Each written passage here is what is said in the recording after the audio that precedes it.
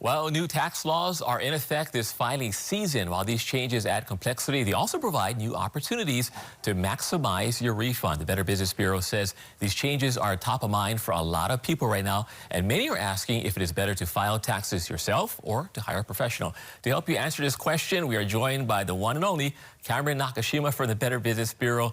Cameron, is it that time? It's that time every year. I don't know how it keeps happening. How does it happen? So let's start with the big picture, though. The big picture is these new tax laws are in play. Now, how should people decide whether to DIY or bring in a professional? Yeah, well, Brian, the big word this year is complexity. So there's these new changes that are happening to the tax law that are in effect, as you mentioned.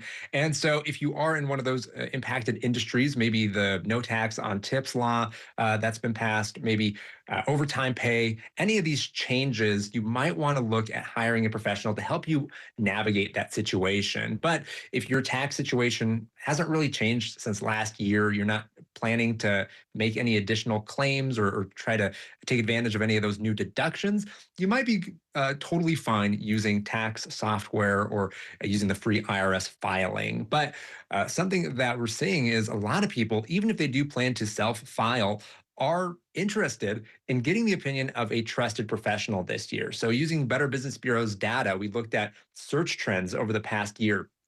And what we found was that if we look at pardon me, BBB.org saw more than a 50% increase in profile views for tax professionals in our region from January compared to last January. So that's a 50% increase regionally. Looking at Hawaii specifically, just in the last month, we received more than 600 page views for tax professionals. What this means is that people in Hawaii, across the region, are looking for trusted professionals to help them navigate some of the nuances in this unusual tax season. So, Cameron, you're talking about tax professionals. So when does the BBB recommend? When does it make sense for us to hire a professional to do our taxes? Anytime that you've had a major change in your tax situation in the past year, it's always a good idea to get a second set of eyes on your tax documents. So this could be maybe you got married, maybe you got divorced, you have a new income, maybe it's a side hustle or some new venture you've launched. Any of these are great reasons to get some help normally.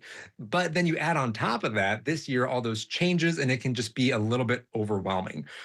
Now, the other thing that you could think about is if you have a qualified professional help you, they can navigate through all the nuances, all these deductions that you might qualify for, and help you not leave money on the table, because none of us want to do that. And once you file and you don't claim those deductions, they're just gone. You can't go back retroactively and scoop back up that money, unfortunately. A good rule of thumb is if you're just feeling a little overwhelmed, a little uncomfortable, maybe a little out of your depths or just rushed, those are all good indicators that it's a good opportunity for you to bring in a trusted professional. Well, professionals are always good now. So we get to that point, Cameron. I want to hire that tax professional. Now, what are the checkpoints? What are the checklist I should check off for someone that I can trust? So Better Business Bureau really wants people to slow down and be methodical about this process, not just to go with the first tax preparer you see. There's a lot of sloppy preparers out there, and there's even some fraudsters who we've talked about on this program before. And so there's 3 tips to keep in mind when you're going through your vetting process that'll really help you make sure that you're finding somebody you can trust. So the first thing is vet them legally. So the PTIN number is something you want to ask for. That's the Preparer Tax Identification Number. It's issued by the IRS. You can go look it up on the IRS website. Doing this will make sure that you are helping to weed out those fraudsters who are not legally operating under the IRS. The second thing is to check their competency and check for fit. Ask them good questions. Ask them how long they've been a tax preparer. How are they guarding your personal private information? And what's their availability after tax season in case you have questions? And the third thing is to check their reputation. So we recommend using our free directory, bbb.org, to look up businesses.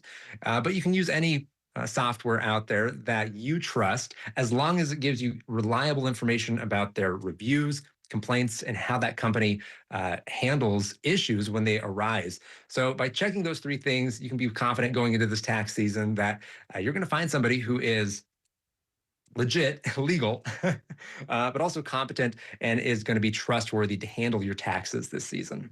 All right, Cameron, mahalo for navigating us through whether we should do it ourselves or hire that tax professional.